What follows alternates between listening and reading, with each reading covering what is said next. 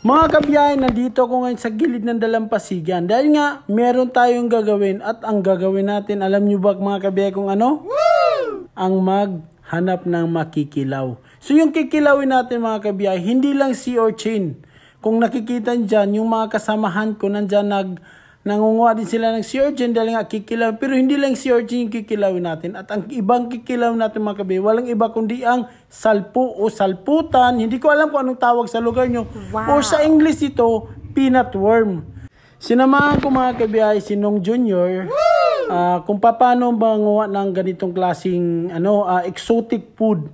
Sabi niya meron daw pala tandaan, so ginaganyan mga kabiyahe ang pagkuha. Kailangan mabilisan. Dahil nga pag hindi mo siya mabilisan pagkuha,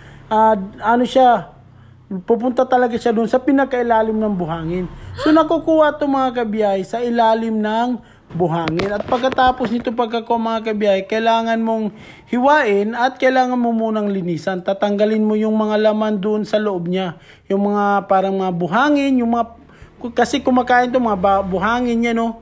May kulay itim dyan, kailangan mo munang linisan. Wow. At ito nga mga kabiyahe, naghahanap pa kami kasi gusto namin manguha kami na mas madami pang mga salpo. Woo! O mas kilala peanut worm. So yan pala mga kabiyahe, yan yung pala tandaan ng merong bahay. So ayan na mga kabiyahe, kailangan mo tusukin ng itak para kailangan mabilisan ang pagkuha. Kung hindi mabilis yung kamay mo, hindi mo yun makuha kasi nga didiretso yan doon talaga sa pinakailalim ng buhangin. So ganito yung klase niya mga kabiyahe, oh. 'Di ba? Hindi basta-basta ang pangunguha nito mga kabiyahe, kailangan mas mabilisan ang pangunguha nito mga kabiyahe. So ito nga sa ganito parang nahirapan siya kasi nga parang umano daw doon sa ilalim na. Woo! Pero at least yan, oh. So ayan mga kabiyahe, tingnan niyo nakukuha. So yan. So ganito mga kabiyahe. Alam niyo mga kabiyahe, masarap to kilawin. Parang manamis-namis pa talaga. So ganito ang ginagawa niya mga kabiyahe. Pagkatapos kuha, kailangan linisan agad. At talaga naman mga kabiyahe, nasanay na to sa pangunguha sila mag-asawa. Wow. Si Titi Regine at saka si Nong Jr. Kasoyla. Woo! At ang sabi nga sa akin na mas masarap daw to kainin pag hindi pa nahaluan ng suka. At gusto ko nga matry. Ito nga mga kabiyahe. Mga kabiyahe, kakainin to walang suka. Susubukan ko.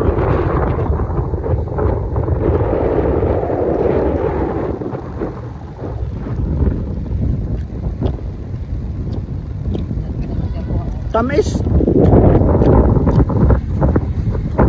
Ito nga mga kabiyahe, yung lasa niya manamis-tamis na maalat-alat.